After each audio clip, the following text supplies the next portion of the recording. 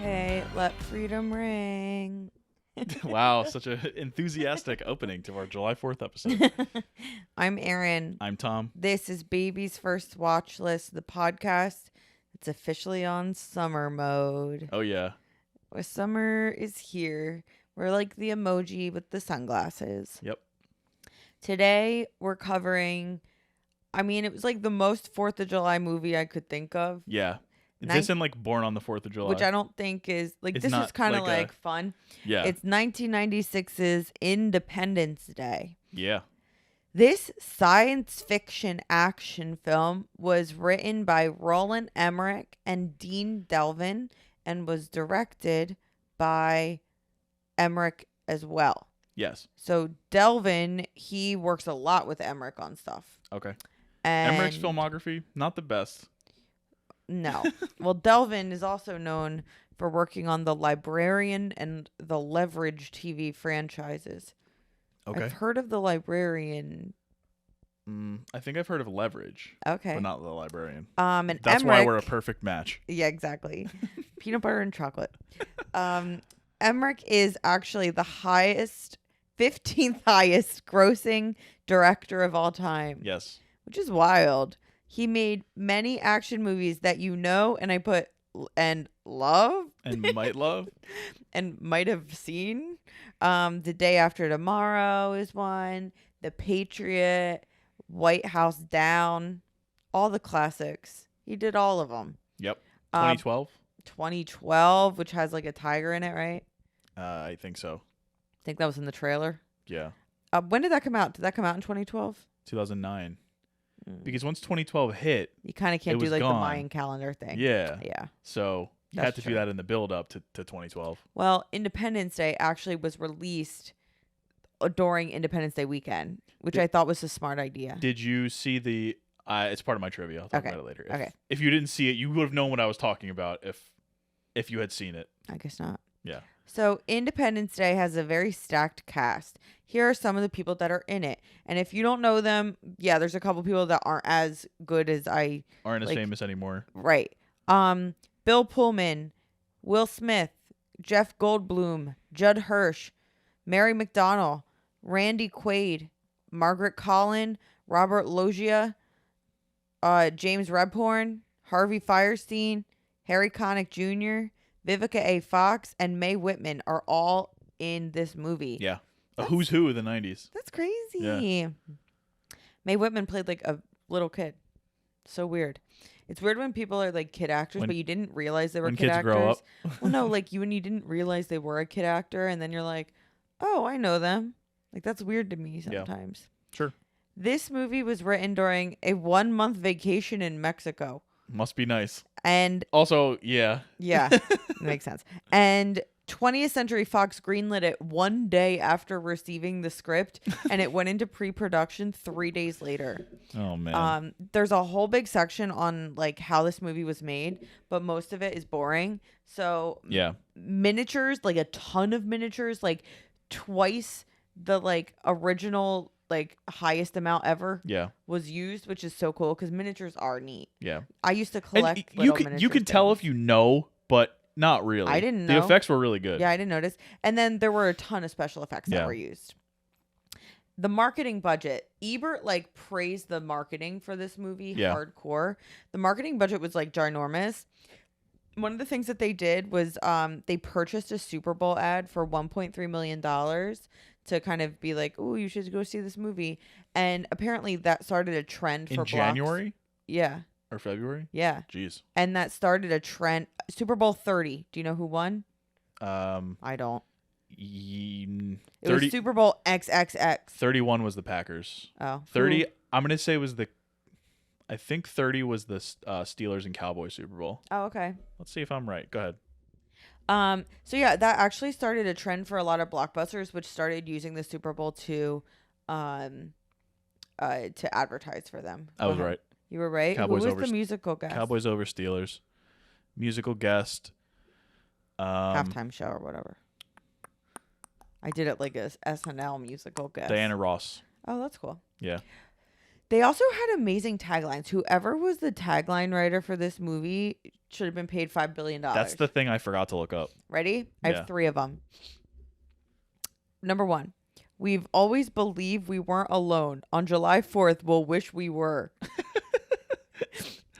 Number 2. That sounds like a family, like the mother-in-law is coming to visit It's kind so of good. comedy. Number 2. Earth, take a good look. It could be your last. And then my favorite, number 3. Don't make plans for August. Oh my god. Honestly, So good. as like normal people, yeah, that was a pretty good advice Yeah, right. for this movie. So Independence Day, it was released early July 1996. Technically, it had like a release date of July 3rd. They did like a pre-release that like made $1 bajillion because people were like excited about the fact that like the movie actually took place starting on July 2nd. Right. So they did that whole thing too. It was a resounding success. It became the highest grossing movie in 1996. It even beat out movies like Twister, Mission Impossible. Mars Attacks. It was a big action year. With a budget of $75 million, it made $817.4 million. At that point, becoming the second highest grossing movie of all time. What was number 1? Jurassic Park? Jurassic Park. Yeah. Number 1 and number 2 starring Jeff Goldblum. Yeah. It led to a massive increase in things like disaster movies, like sci-fi movies, and the sales of dolphin jewelry. And Did you know that? No. Yeah, And dolphin Roland jewelry. Emmerich movies. And yeah, unfortunately, they can't all be winners. But yeah, dolphin jewelry went skyrocketing. And do you remember what I said when I saw the ring that Will Smith got Vivica A. Fox, the dolphin ring? No. I said that's the ugliest ring I've ever seen in my life.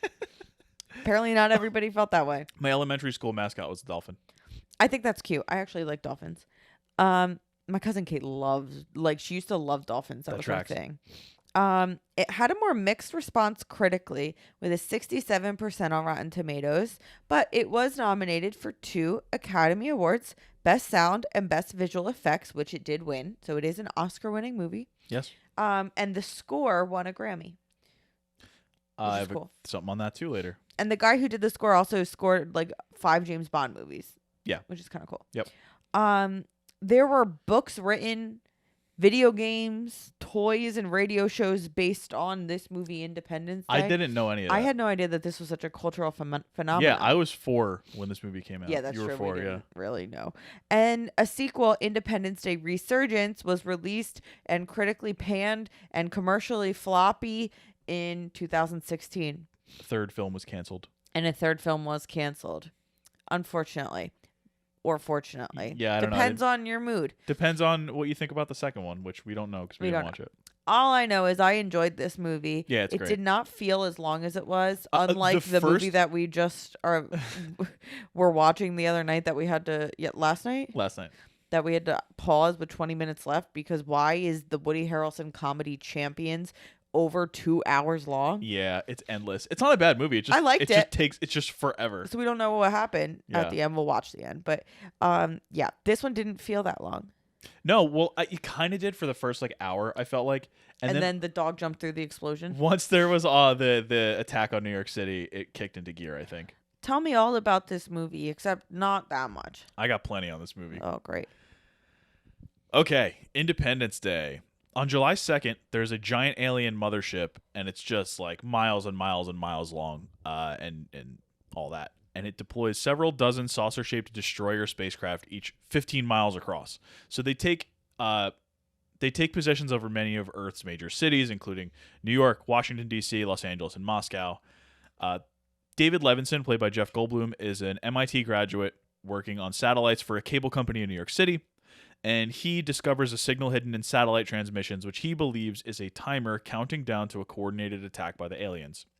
With the help of his ex-wife, Constance Spano, Connie, played by Margaret Collin, a White House staffer, David and his father, Julius, played by Judd Hirsch, gain entrance to the Oval Office to warn President Thomas J. Whitmore, played by Bill Pullman, of the impending attack. There, David tells Whitmore that the alien visitors are using the Earth satellite technology to coordinate their attack.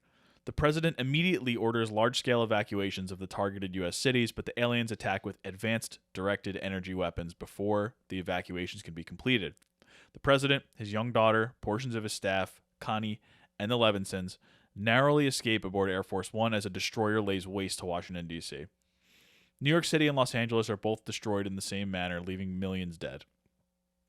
On July 3rd, the United States conducts a coordinated counterattack. The Black Knights, a squadron of Marine Corps Hornets, participate in an assault on the destroyer that has devastated the city of Los Angeles.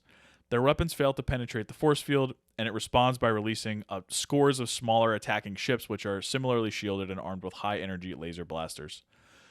One-sided dogfights ensue, and the Marine squadrons are quickly destroyed. Captain Stephen Hiller, played by Will Smith, manages to evade the guns of the attacker ships, though his wingman, Jimmy Wilder, played by Harry Connick Jr., is shot down and lures a single attacker to the Grand Canyon.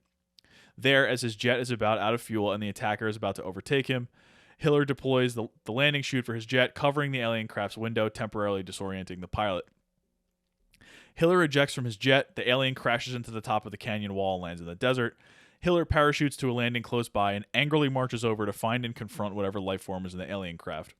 The door to the alien fighter craft pops open and a very bizarre-looking creature with tentacles appears. Hiller delivers a right cross and knocks the creature out, saying, "Welcome to Earth." It's good. He sits down and smokes a victory cigar. And then what did he say? Oh, he said, "I call that a close encounter."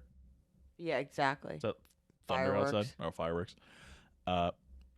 On board Air Force One, President Whitmore consults his staff, who report that a lot has been destroyed by the invaders, and the vice president, Whitmore's cabinet, and the Joint Chiefs, the head of the Joint Chiefs of Staff, have all perished in the attack. Arguing about how they should have issued an executive order to evacuate the major cities, David's father suggests that the U.S. government did know about the invaders, having stored some evidence of a previous visit at Area 51 in the Nevada desert. The president is humored by the conspiracy theory and tries to tell him that Area 51 doesn't exist. However, Whitmore's defense secretary, Nimziki, played by James Rebhorn, tells the president that the installation does exist. As if the president wouldn't know that. Right. As Hiller is using his parachute to drag the body of the alien across the desert, he's picked up by Russell Cass, played by Randy Quaid, a crop duster pilot who is traveling across the desert with his kids and a group of refugees in a convoy of RVs. From there, they take the captured alien to Area 51, which conceals a top-secret facility housing a repaired alien attacker ship and 3 dead alien bodies. The president arrives and is given a tour by Dr. Brackish Oaken, played by Brett Spiner, the head scientist at the facility. Oaken tells the group that the alien's biochemistry is similar to our own and they can breathe our air. They don't seem to use sound to communicate, however. The Area 51 staff believes they communicate telepathically. Attempts have been underway since the late 1960s to repair the attacker ship, and with the arrival of the mothership, the systems in the attacker have reactivated. When Oaken removes an outer biomechanical suit from the alien Hiller captured, the living being inside is revealed. It regains consciousness and kills most of the examining crew, and because it has no vocal cords, it makes use of Dr. Oaken's voice to communicate with President Whitmore, who is outside the glass windows of the lab. Its first words are, "Release me." President Whitmore poses a question to the alien, asking if the people of Earth and their invaders can live in peace. The creature says, "No peace." When the president asks the creature what it wants them to do, it responds, "Die." It uses its telepathic powers to invade the president's mind and briefly incapacitates him. The military personnel shoot the alien through the glass, with one of the majors stepping through the broken glass and delivering a final headshot. Dr. Oaken is in a coma. Okay, can I just say something right now? Yeah. I think I accidentally fell asleep for a lot of this movie. You don't remember this? I have no idea what you're talking about. You don't remember when you were probably on your phone. I don't remember. You don't remember the part where he's I just remember the alien going like this, like moving a finger. Yeah, this is right after that. I don't remember that. I don't remember anything that happened before it. Okay. This sounds like a you problem. I'm so I remember all of confused. this. During the instant that President Whitmore was immobilized, he was able to read the thoughts of the alien and learned of their plan. They attack planets, kill off any indigenous life, use up the resources, and move on. Vibes. So President Whitmore issues very clear orders to, quote, nuke the bastards. I remember that. That was literally right after this happened. Okay, It was the okay. same scene. Okay. They deploy a bunch of bombers, and the first one that they target is over a deserted Houston, Texas. The weapon explodes but proves ineffective at penetrating the craft's force field and instead destroys the city. Oh, yeah. I remember being like, why did they choose Houston next? Yeah. So the First Lady, Marilyn Whitmore, had been on a working trip to L.A. and gotten caught up in the destroyer attack there. Captain Hiller's girlfriend, Jasmine Dubrow, played by Vivica A. Fox, rescues Mrs. Whitmore when she comes across the wreckage of the helicopter the First Lady had been trying to escape in. Hiller later finds Jasmine, her son Dylan, and the First Lady camped out in the remains of El Toro, which was the one, the Marine base that got blown up. The ill-fated roller coaster at Six Flags Great Adventure. Exactly. And they all fly in a helicopter to Area 51. A doctor tells the president that his wife has uncontrollable internal bleeding. When the president goes in to see her, he says, "The doctors say you're going to be just fine." And she smiles and responds softly, "Liar," and dies not long after that. David Levinson, which is, again, if you forgot, Jeff Goldblum, is found by his father, drunk and furiously making a mess in the hangar, yelling about how the nuclear attack over Houston will only add to the destruction of Earth. Julius comforts him, and he tells him to get off the chilly floor so he won't, quote, catch cold. David has an epiphany and wakes a tech sleeping in the hangar. And so he has everyone gather in the hangar, and he basically explains that in order to get through the shield, you have to make like a computer virus to deactivate everything and allow them to sort of push through and attack the ship. So in order to do that, he and Hiller volunteer to pilot the ship that crashed, the alien ship that crashed, to get back into the mothership to disable the shields. Before the mission, Hiller and Jasmine take a few minutes to get married, and David and Connie reconnect during the service as they hold hands. With lacking enough military pilots to fly all the available aircraft, the commanders call for volunteer pilots, and people who step up include President Whitmore himself. I was like, what? Amazing.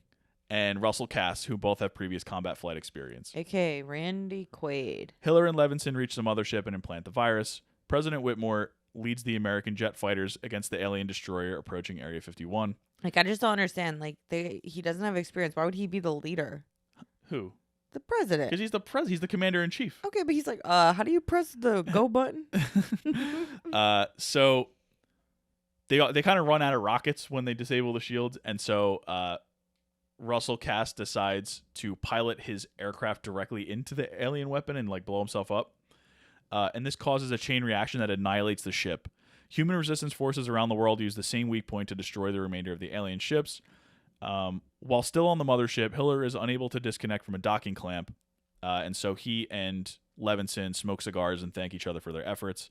They launch a nuke which penetrates a nearby control center. Hiller's ship is suddenly freed, and he furiously pilots it toward the portal they entered, narrowly escaping when the doors close. That was pretty cool. The bomb explodes, instantly destroying the mothership.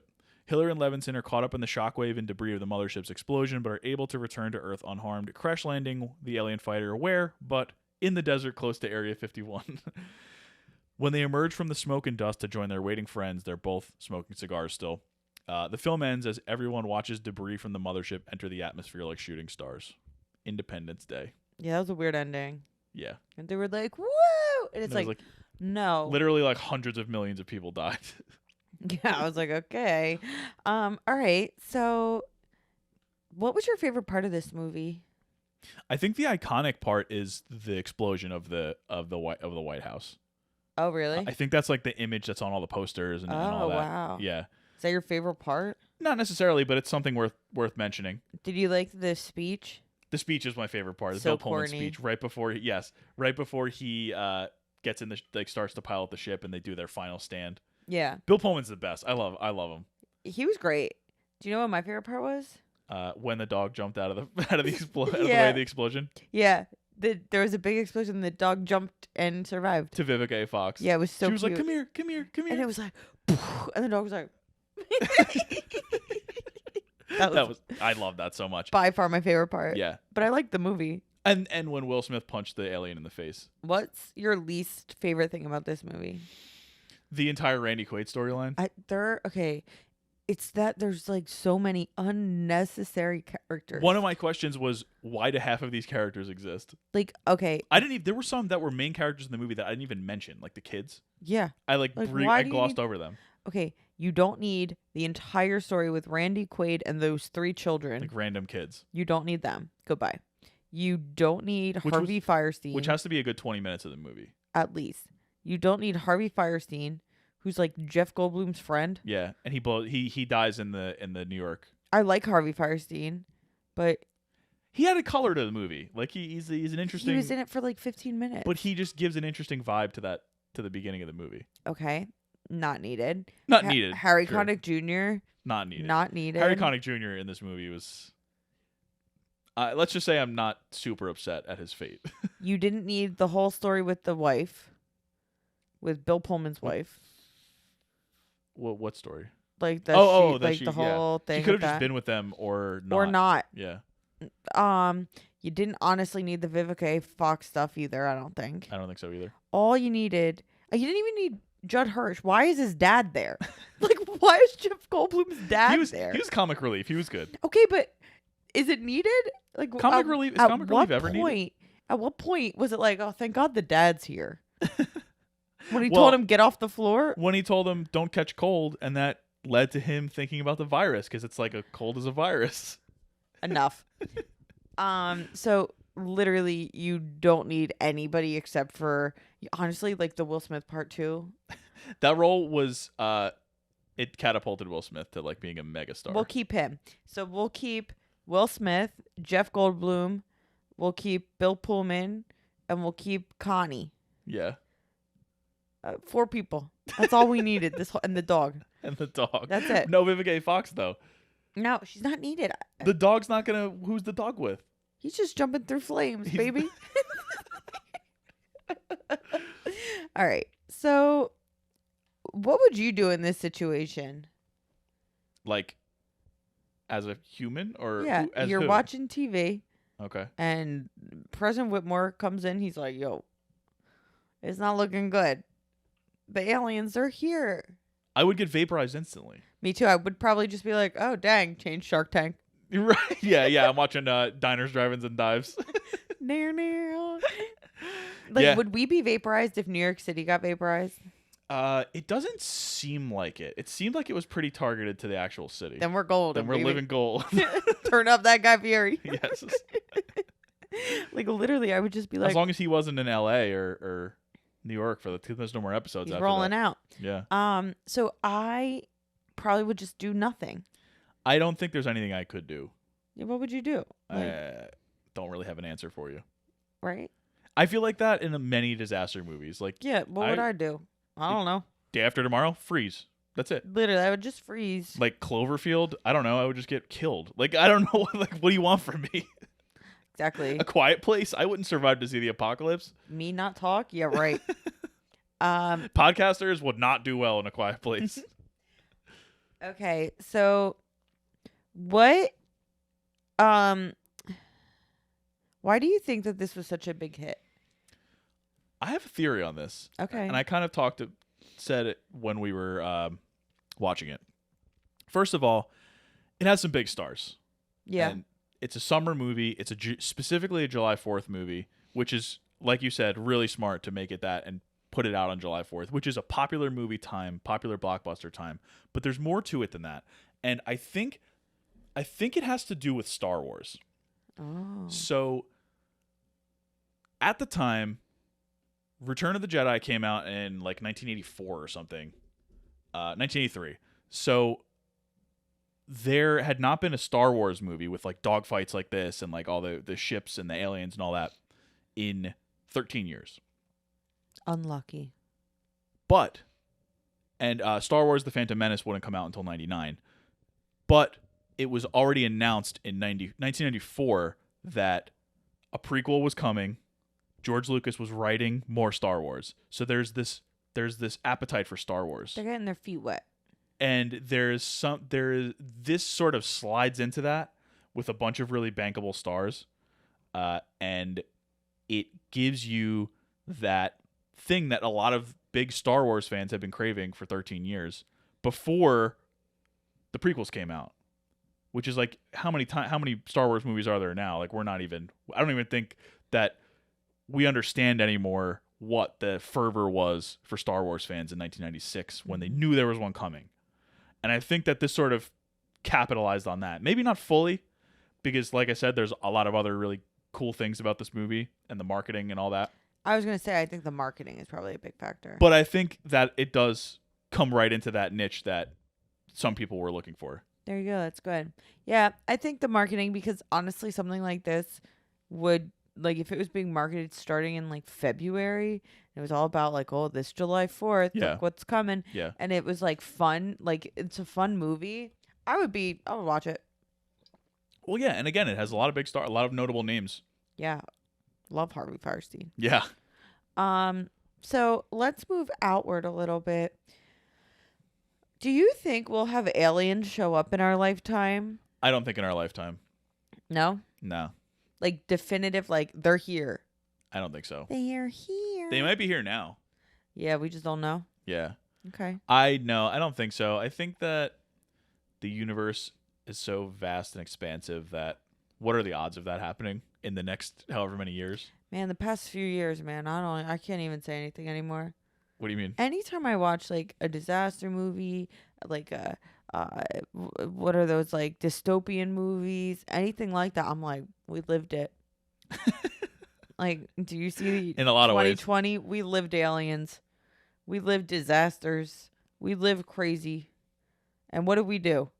We just Baked sourdough. kept living. Watched The Masked Singer. Watch the Imagine video. Hoped that like it would all be okay. Yep. And it really wasn't. No, it's not okay.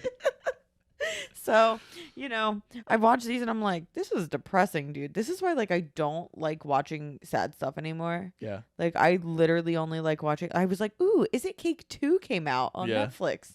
Like I like happy. And this was a happy take on a disaster. It's not happy, but it kind of is.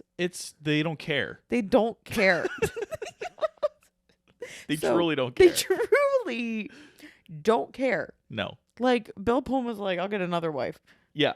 Like other people, Jeff Goldblum was like, I'll get another best friend. Yeah. Yeah. Judd Hirsch was like, millions of people, never heard of him. Like nobody cares. This entire movie, Vivica A. Fox was like, at least my dog's good. Yeah. My dog and my kid are good. I'm good. Like, okay, but like Will Smith was like, my best friend died. Anyway. And then like 5 minutes later, he's making jokes about the alien. Yeah. He's like, close encounter. I'm like, your friend just died. And like 5 minutes ago. And he said like, oh, smoke a cigar, whatever. So then he does it with Jeff Goldblum. It's like, oh, now you have a new best friend. But first he did it by himself. Yeah. So you don't care? Yeah. Nobody, not a tear was shed. Not a tear was shed this Not entire the entire movie. movie. No one cared. No. They're like, ooh, dang. Sucks. Yikes. Like, literally, Bill Pullman was like, someone should do something about this. To his credit, he jumped in the plane. You know what? I'll give him that. He said, I'll do something about this. That is true. Okay.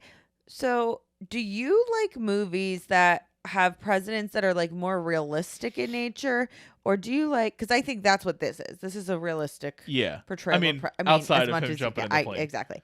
Or do you like a more outrageous one? I like both. I think it depends on the tone of the movie. It depends on the tone of what's going on in real life. Sure. And I think that it really varies, and it depends on the actor. Yeah. So even this year, we're gonna talk about our favorite movie presidents in a minute, because that was one of my questions. But even in this year, you've got Pullman, who's like a more put together, serious president, and you've got Mars Attacks, the Tim Burton movie, where Jack Nicholson plays the president. Yeah. And it's another alien movie, obviously, that is way to 11, turned up to 11. This movie, it's a direct spoof of all like those 50s, like those types of The Thing from Another World type. I was scarred by that UFO movie. movies. Mars Attacks. It was scary. The brains are weird to me. It was scary, but I watched it when I was younger, and I got all the way through it, and I was like, this is pretty good. I was like, I'm scared. I also confused it with Galaxy Quest. Okay, I never saw Galaxy Quest. Me either. Okay. Yeah. So I guess all in all, it depends. Okay. Yeah, I agree. Isn't Harrison Ford the president in Air Force One? He might be on my Mount Rushmore. Okay. And then my last question is like, what is it doesn't have to, I guess it doesn't have to be your favorite, but like, what's a fun like random holiday movie? You could take it as if it's a random holiday like Arbor Day, or a movie that's like randomly Christmassy. I have two that are randomly Christmassy. I have Gremlins, Yeah. which I guess isn't super random because he gets he gets Gizmo for Christmas. Yeah, but it actually spoiled a little something for you. It did, when which you were I won't little be saying for the first on the time. podcast. Yes. And also Tangerine is a Christmas Eve movie. That is weird to That me. is a strange one. I did not think about that. Yeah. So, but in terms of like random holidays, I guess it's not super random unless you count this one as random. Do you count this as random? What? Independence Day? Yeah. Okay. I do. Like, random. I Know What You Did Last Summer is a July 4th movie. Is it really? It is. That's random. It is. I've seen that movie too a long time ago. I didn't know. I refreshed my memory. I didn't know that. The big one is Groundhog Day. Yeah. Like, I mean, that's like the most iconic like random holiday movie and that everyone still talks about and watches all the time. Yes. And my last one, The Banshees of Inisherin being an April Fool's Day movie. That's good stuff right there. Just genius. That's good stuff. Because in the beginning of the movie, if you don't know, if you haven't seen it, it's Colin Farrell and Brendan Gleeson, and they're longtime friends. And then one day, Brendan Gleeson's character just stops talking to Colin Farrell's character, and Colin Farrell like doesn't like get it.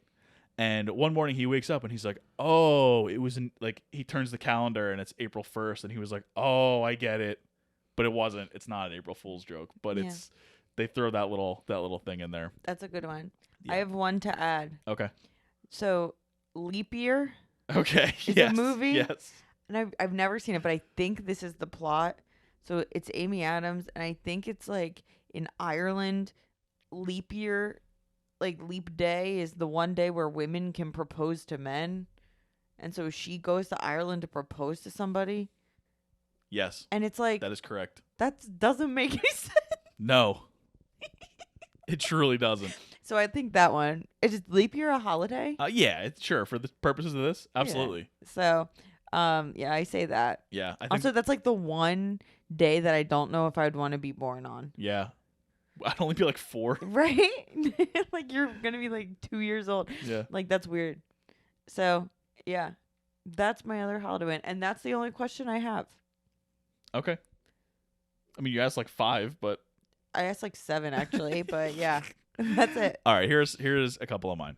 Okay. Who is your Mount Rushmore of movie presidents? I figured this is appropriate because Mount Rushmore is actually. As it turned out, I have not seen many movies that Neither have have I. presidents in it. Neither have I. So here it is.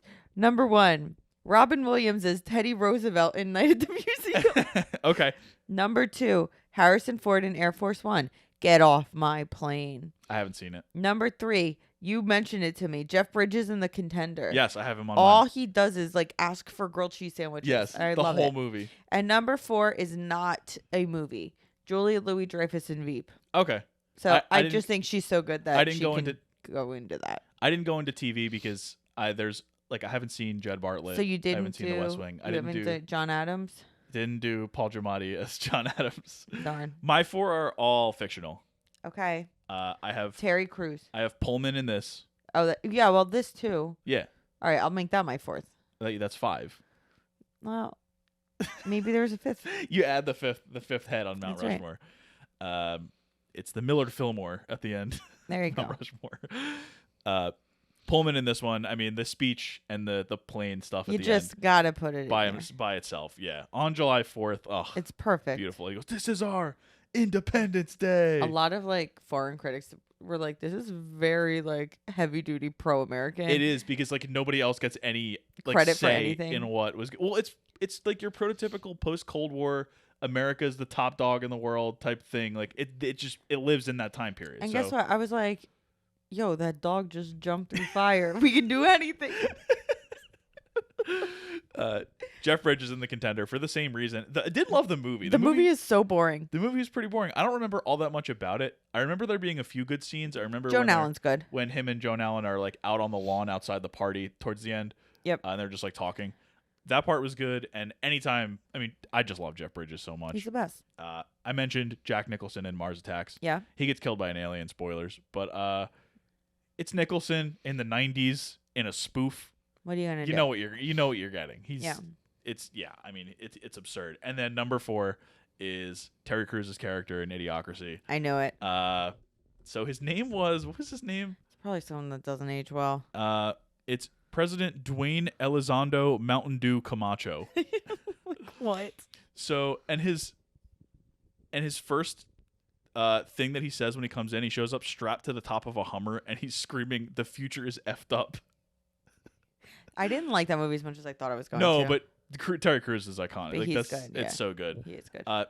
Yeah, I mean, Idiocracy is a dystopian movie by Mike Judge, who did Beavis and Butthead. And what else did he do? Daria? Did you do Daria. Daria? Yeah, he did do Daria.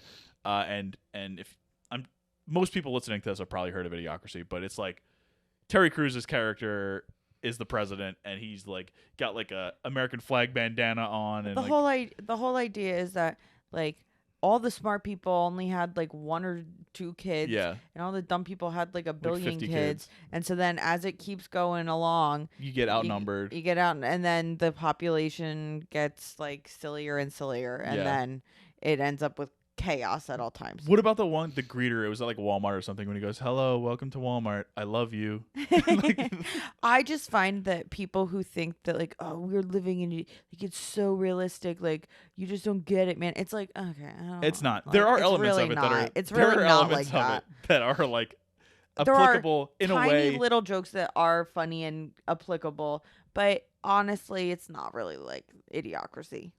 It's just not. The movie is supposed to be a spoof that is rooted in some semblance of truth in some ways. Like the way film bros love Idiocracy. Not only, it's also exaggerated. Yes, and people don't get that. They're Yeah. like, it's just like now. And it's like, no, it's not. No, but Also, who decided to make Luke Wilson a Nah, superstar? that was the problem. Luke Wilson's not that good. Well, that Maya movie. Rudolph's character also. Oh yeah, I forgot about Yeah, that. well, that's Yeah. not good. Terry Crews though, He was good. he was good. He was good. I did like him. Yeah, so those are my 4. You have a hot take about Jeff Goldblum. It's not a hot take. It's kind of a hot take. I just find him a little like I just don't think he's this like, wow, I'm obsessed with Jeff Goldblum. A lot of people are obsessed with Jeff Goldblum. I like Jeff Goldblum, but I find him a little too quirky where it's like I'm not getting anything on the other end of it. I find him to be very stringy, if that makes sense. Yeah. It does make sense. I didn't enjoy him in The Fly. You didn't think he was good in The Fly, or you didn't like watching him in The Fly? It's not that I didn't think he was good. I think that he played the character with a specific point of view. But I don't like that point of view. Well, my question He's like, is, I'm wacky. And I'm like, oh. my question is, do you not like? I was like scared of Jim Carrey when I was a kid. So was I.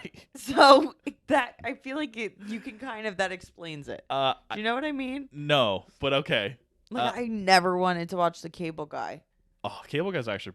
I mean, it may not age well. I haven't seen it in a very long time, but I remember liking The Cable Guy. Actually, So like Goldblum, I never saw anything with Goldblum, and then I don't think I ever watched anything with Goldblum. we watched Jurassic Park. Yeah, and I fell asleep. Yeah, that's true. And then I saw the apartment.com commercials, and I was like, okay. And then I saw the Fly, and I'm like, I don't think I like him. And now I'm watching this, and I'm like, He was in Grand Budapest Hotel, which we saw. okay, He was in Thor Ragnarok, which we saw. boring. No, you really like that. You're just making that up. Mm. He was in Cats and Dogs, if you saw that. Kaylee liked that movie. I saw it in theaters. Yeah, he wasn't in a whole lot of stuff that I've seen. Annie Hall, but there's like a super tiny role. See that actually. So I'm like, I'm not sure. I'm just saying I'm not convinced yet. Okay. I want to see some more of his stuff, I Since guess. he was in like Nashville like 50 years ago. I would like to see that movie. Okay. What are your favorite Alien movies? None. I don't like aliens.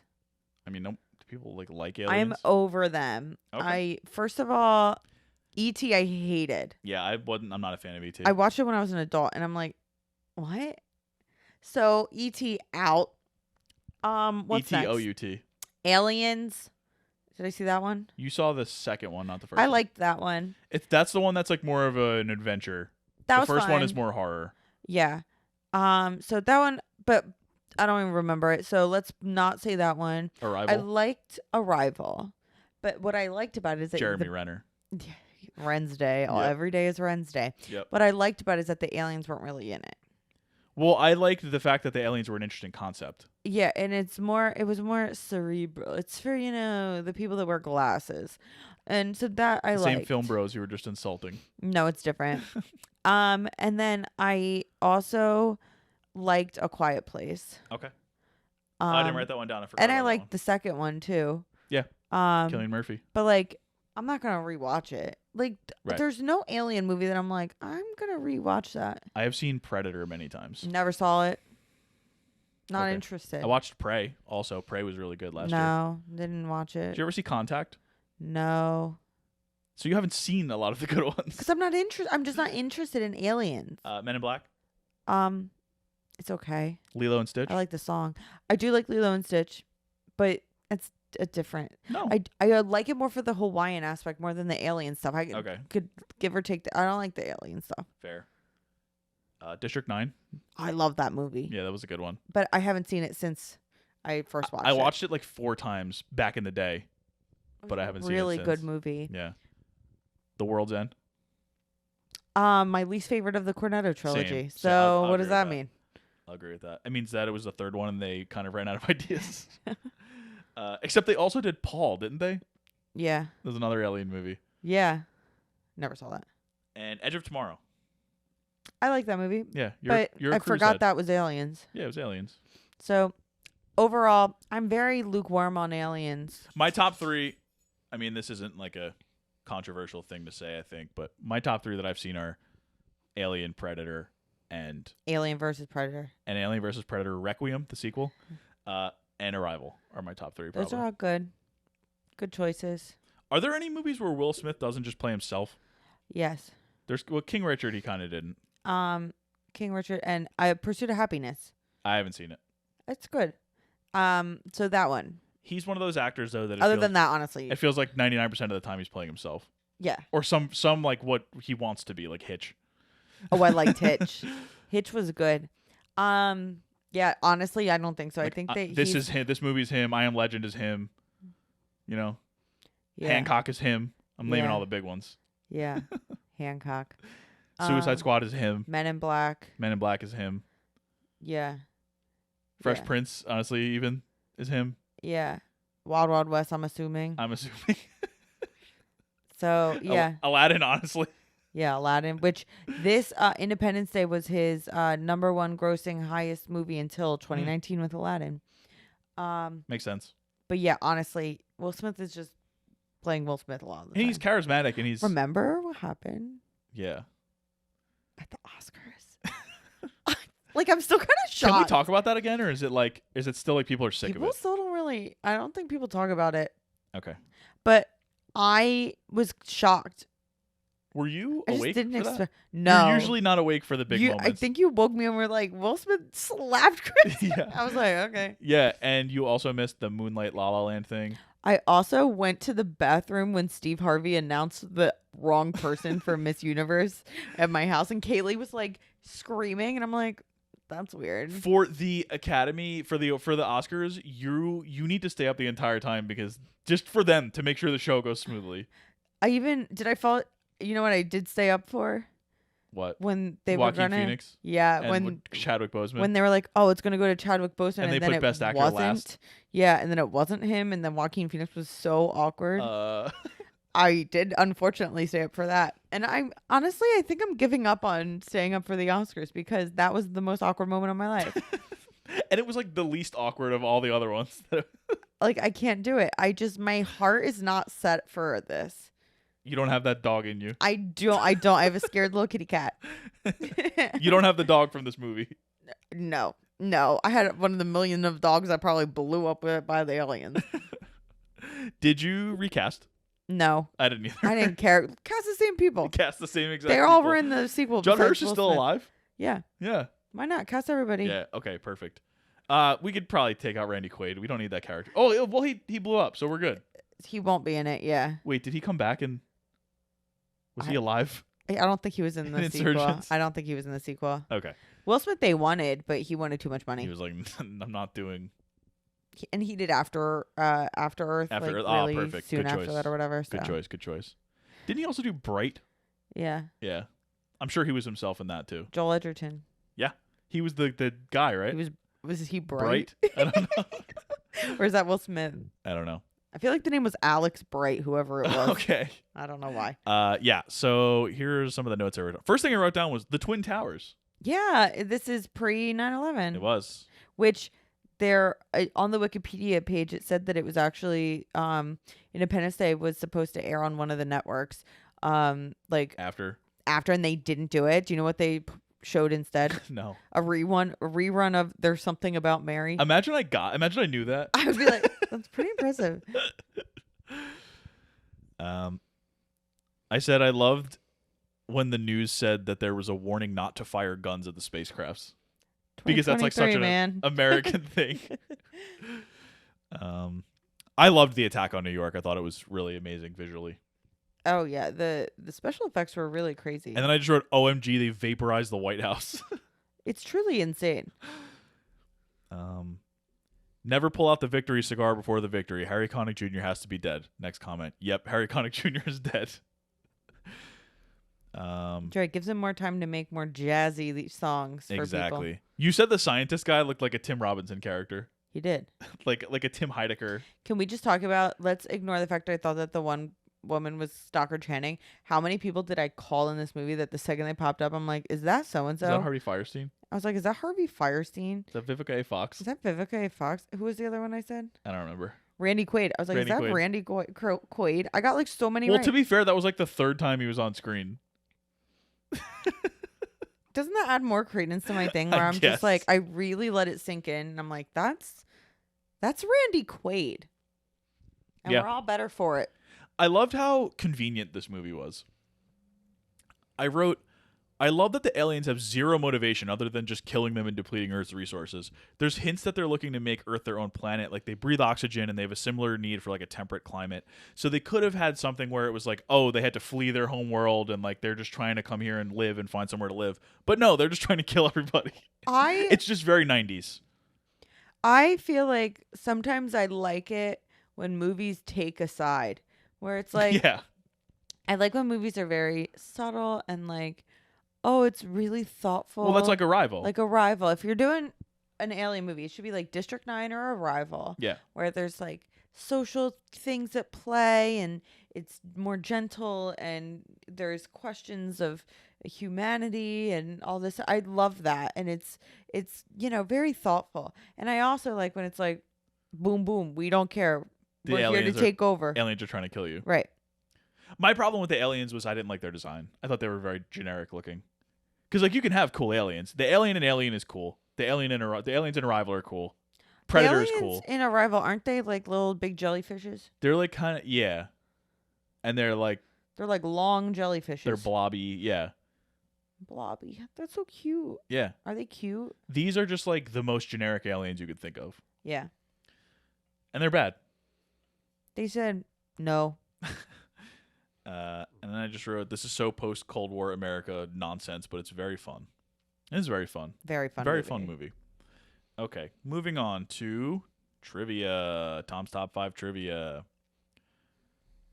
When Dean is named Devlin or Delvin? Oh, I don't know actually. I wrote Devlin. Is it Delvin? I think it's Devlin. Yeah, it's Devlin. When Dean Devlin first pitched the script to 20th Century Fox, it was described as War of the Worlds meets Pulp Fiction. It's not very Pulp Fiction at all. I think maybe in the fact that there's like a whole bunch of different things that kind of come together. I think that Pulp Fiction was a movie in the 90s. It came out. And so was Independence Day. It was a massive hit like the year prior. So maybe that's when they were writing the movie. There were a lot of people in it, so maybe that's it. Yeah. That's about it. Much more War of the Worlds than Pulp Fiction. Yeah. I liked that movie too. Actually, the Tom Cruise one. I didn't see it. I liked it. Along with Anatomy of a Murder, Glory, Crimson Tide, and The Dark Knight, this is one of only 4 films, or I guess 5 films, whose purely orchestral soundtracks won the Grammy for Best Score, despite not being nominated for an Oscar for score. Interesting. Yeah, it's fun. It's interesting that like the other branch showed it more love than the movie. Number 3. President Whitmore was originally intended to be a Richard Nixon-like figure and was originally written for Kevin Spacey, who was Dean Devlin's friend from high school. An executive at Fox refused to cast Spacey, insisting he didn't have the potential to be a big star, and so they rewrote it for Bill Pullman. Honestly, I Which is prefer the Whitmer character being like he honorable is. and Yeah. yeah. I think that makes it more earnest, and I like that about the movie. Spacey got to play a Nixon character later on anyway. There you go. So, hooray to him, I guess. right. Well, the ironic part about that is that Spacey ended up being a much bigger star than Bill Pullman. Well, yeah, he's Not a good person. not very nice. His trial's going on right now. Oh, okay. Number 4. This is what I was alluding to before. 20th Century Fox first wanted to open the film on Memorial Day and call it Doomsday Yeah. instead of Independence Day because there was a lot of This is way better. there was a lot of competition on July 4th. Totally agree. Way better. Way better.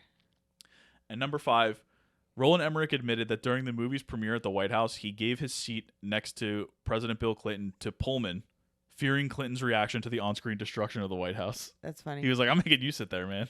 You're the president. Yeah. And casting, the one casting I saw was that, ironically, Jada Pinkett turned down the Vivica A. Fox role. Oh, that's funny. Yeah, and this was before they were together, right? I don't know. I don't know, maybe not. Though Will Smith was always the first choice to play Stephen Hiller, Eddie Murphy was the immediate backup. Oh, that's interesting. Who Dean Devlin expected would end up being cast because the studio had wanted star power, but the studio was like, they've said this, like the studio was racist. They wanted a white actor. They considered Tom Cruise, Keanu Reeves, Johnny Depp, Billy Baldwin, and Jean-Claude Van Damme for the part. And it ended up obviously going to Will Smith. I think Will Smith was great in it. This is the perfect type of movie for him. Yeah, exactly. He's in his bag in a movie like this. Like he had all the good lines. Yeah. And then he went right into Men in Black the following 2 years later. Yeah. Or the following year, whatever.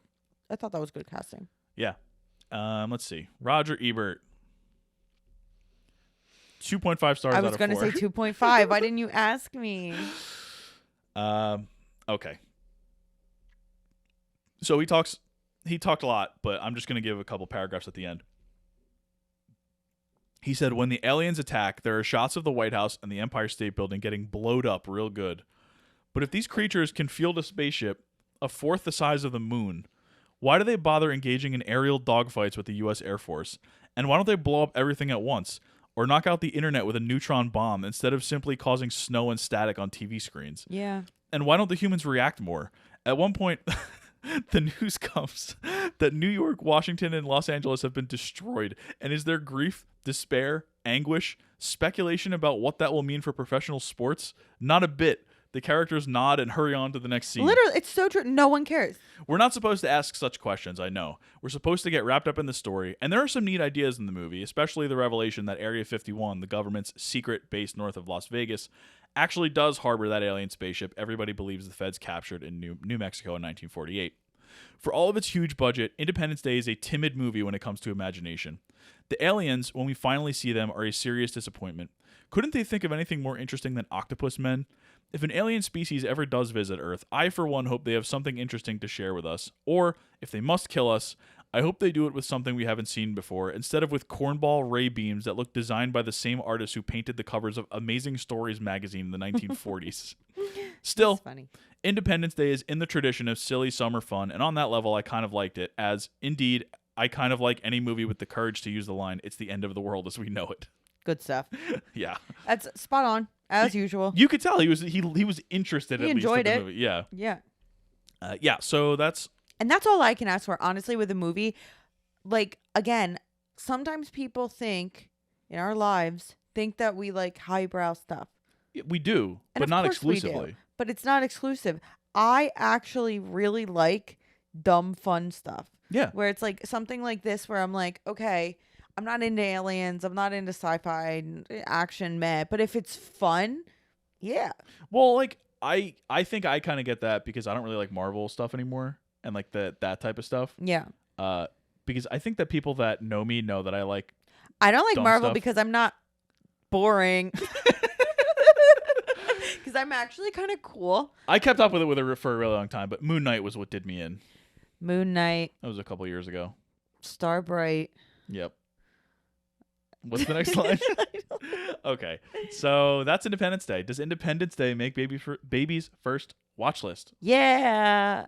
Yeah, definitely. Yeah. Why This- not? Then we can watch this with him whenever. Whenever. I mean, maybe. Like, let's cool it a little Well, bit. I don't want to watch it again anytime soon, Yeah, exactly. necessarily. It's still pretty long. It's a long movie. Though like you said, it doesn't feel quite as long as Champions. No, it doesn't. Yeah. Any And takeaways? it's much more appropriate. Much for more for a child. Much, which you wouldn't think. No. Any takeaways? Yes. If I'm gonna take away something, it's how about I use it as a don't do. Like Do whatever you want. If like a million bajillion people blow up, maybe empathy is something that should be at the top of your Especially after it's over. yeah. Like at the end when exactly, because I do understand you're in your fight or flight mode, like Yeah. you whatever, like you might not, you're trying to survive, whatever. Okay, when it's over, maybe not just go woo. Yeah, and watch the the debris. explosions. Like, how about that? So that's my takeaway. Yeah, mine would. Also, dolphin jewelry's not it. Hey, disco came back. Do you know who would survive? April. She would jump through April- all the fires. April would 1000% survive. She would scavenge. She would do the whole thing. She'd probably like it. Yeah, she would thrive. Like I always say, she gets powered up during the thunderstorms. Literally, there have been like a ton of fireworks falling asleep. She's been asleep for a long time. My takeaway would basically be something similar, just like treat people like humans. There you go. And also, if you end up becoming president of the United States, just don't get in the plane. They didn't need him in the plane. Yeah, they did. He helped. Give the cool speech, but don't go in the plane. Perfect. So that is Independence Day. Next week, we will be doing The Sandlot, Yeah, man. which I've never seen, I don't think, all the way through. Oh, really? I've watched it 75,000 I times. know the big parts. I may have seen it all the way through and just don't really remember. It's really cute. I'm sure we're going to like it, or I'm sure I'm going to like it. I assume already do because you brought it up. I love it. My July list is stacked. I did such a good job with this month's movies. If you haven't seen our Instagram post yet. Also, it's kind of lit only having 4. Yeah, next month we have 5. It's The Sandlot, which is available on Stars if you want to watch it, which we apparently have, kind of. Okay. The following week is Jaws, which I've seen. You've seen it, right? I don't know if I've seen the whole Captain Ahab part, Okay. but I saw the first parts. I've seen it. My dad loves it, so it's one of those that I saw all the time. My sister hates it. Yeah. Once, okay, ready for this story? It's kind of funny. I'll probably repeat myself when we do Jaws. That's fine. Nobody's But- listening at this point in the episode anyway. Sorry, It's just Nick Pileggi. when we went to North Carolina, my cousin Kid and I wouldn't. So we got the last bedroom and we made Kaylee and Chris sleep in the living room on a pull-out couch, and then we got scared the first night, so we were like, "You guys have to sleep with us," but we would come out to the living room with them, and then one of the days I moved all the DVDs around so Jaws was facing out, so my sister would be scared. Maybe she should come on for the episode. She literally would say that we bullied her. So after Jaws, we have our big main event of July. We're going to do a double feature of Oppenheimer and Barbie. Making it a little date day. We're going to go see it probably that Saturday, I would imagine. Yeah, I think we're going to do an Oppenheimer Barbie double feature. My hopes We should get tickets soon. Well, okay. Yeah, we definitely should, because Especially for Barbie. Yes, because Oppenheimer, I want to do our local indie theater that we do. Yeah. And it's not up yet. You can't buy them yet, but I'm okay. assuming it'll be at 1 or 1:15. Yeah. And then I was thinking we could get dinner in that town. Yeah. And then, because it takes it's a freaking 8-hour movie. Yeah. And then we're gonna start at 8 a.m. We'll watch Oppenheimer. Then we'll get dinner. Yeah. And then we'll do the AMC that we now go to. Yeah. I'm thinking there's a 7:00 show. Okay. So there's already 20 seats that have been taken at that showing. So we'll buy soon. Maybe so tomorrow. You may not have seen it by that point. Maybe you will. You're big Barbie head, big op head, but we will be doing a double feature on that. We're gonna have to figure out how that episode's gonna work. That'll be fun. We maybe just won't do a plot summary. Yeah. Yeah, or just do a plot synopsis instead. Yeah, we will figure it out. But yeah, so that's the schedule for the month. And this was Independence Day, and we will see you next week for The Sandlot. Was that an explosion? Fireworks. Should I add in a fake explosion for? No, I don't for like the explosions. studio? Do a fun dun dun dun dun dun dun dun dun dun dun dun dun dun. I don't have to do it because you just did it. All right. See you later. Bye.